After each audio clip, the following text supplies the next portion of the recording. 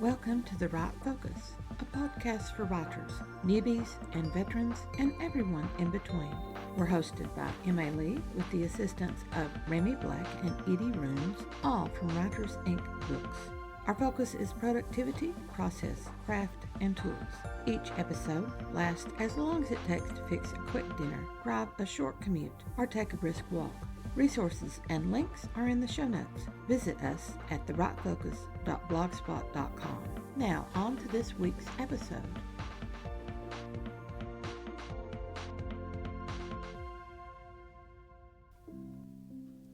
Beginning with this episode and continuing through August, The Right Focus has new additions to the Quick Tips for Writers series. 6 episodes of more writing tips from host Emma Lee, distilling over 10 years of published writing. Hopefully, you will find a spot of wisdom in each of the Quick Tips for Writers.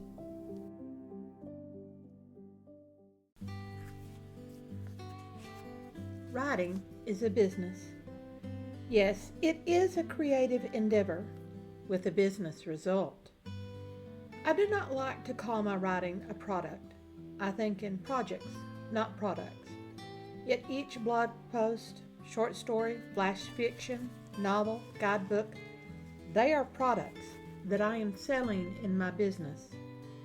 When you put your writing out there, whether you offer it free or charge for it, it's a product you are selling. Yes, even free things are being sold.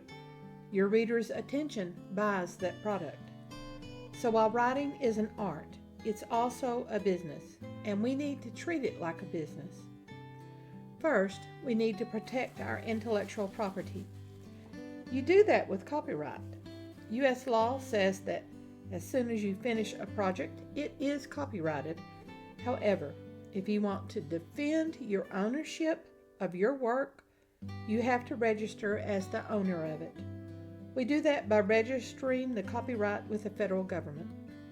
Poor man's copyright, which is mailing the project to yourself and never deleting it, does not hold up in a court of law. Posting on a website does not create official copyright. Only the registration does. With the advent of artificial intelligence, protecting our intellectual property is much more important than 3 years ago. Second, consider your writing as a small business. It may have begun as a hobby, but once you offer a product for sale, even when you only want to call that writing a project, you have entered the official realm of small business. Treat your writing with professional respect by admitting that business component. And once you receive a little financial return, coffee money from me, you can say, "I'm in the writing business. Woohoo!" At that point, you need to think like a small business owner who wants to grow that business. You are in it for years, aren't you? So you need a business plan. I know, I've entered the realm of boring. Each business plan has 5 sections. Vision, where you want to be in 3 years, or 5, or 7. Mission, why does your business exist? What genre are you writing in? What is your special niche in that genre? What are you offering with your writing in that genre that no one else seems to be offering? Objectives. How will you know that the business is growing and succeeding? What areas, genres, will you work in? What will be your first products? What size will those products be? Short story, novella, novel, epic novel. Strategies. How will you achieve your objectives? What are the specific products? Plan. What needs to be done to achieve each product on your list?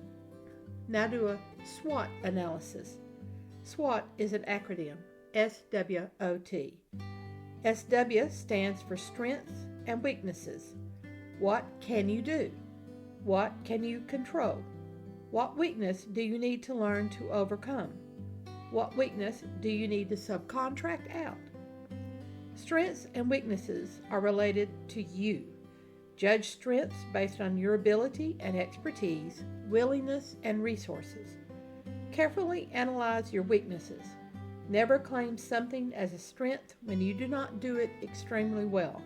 I love graphic design and images, but I am not good at cover design, so I contract my covers with a professional.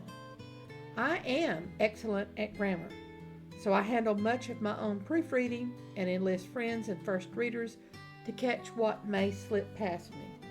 OT stands for Opportunities and Threats. Opportunities are all the places that you can market and how you can promote your products. I fall down in this area. Threats are what can destroy your intellectual property or lessen its value, and identifying these will help you prepare to overcome them. New directions for writing can be both opportunity and threat. Stay abreast of the professional writing world as well as the film world, because films are based on scripts. Look for ways to handle most of the business aspects of writing yourself. Finally, nail down your business plan with the final acronym of SMART. A SMART plan leads to success. S stands for specific. This is your project list based on your products. Since I have this podcast as well as writing in 2 genres, I have 3 products that I am working on.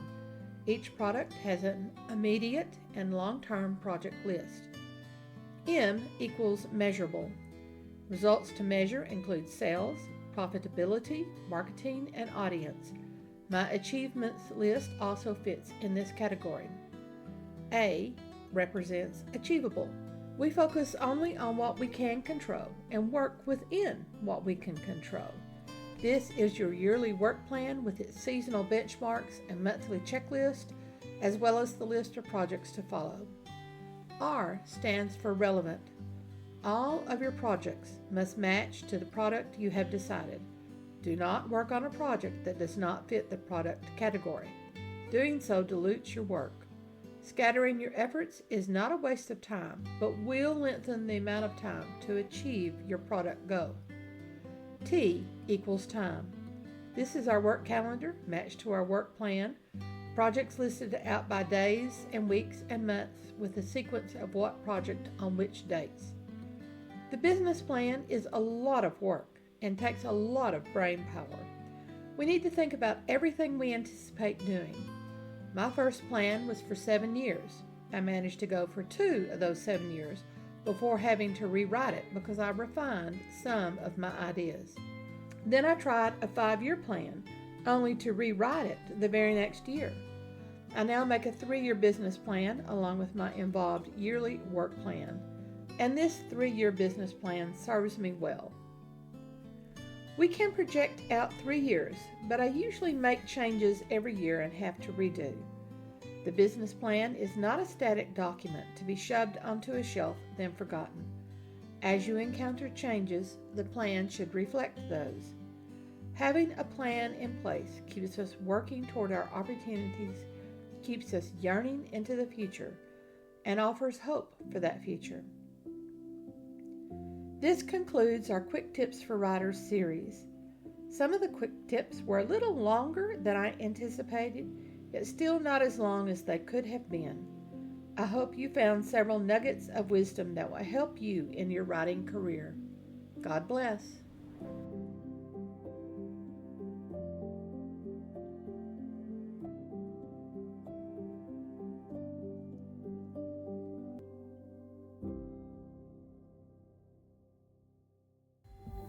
Thanks for listening to The Right Focus, a podcast for writers at all levels, hosted by Emma Lee from Writers Inc. Books, assisted by Renee Black and Edie Runes.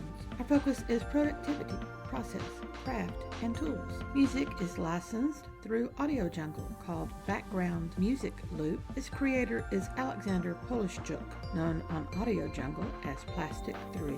The music comes in different iterations.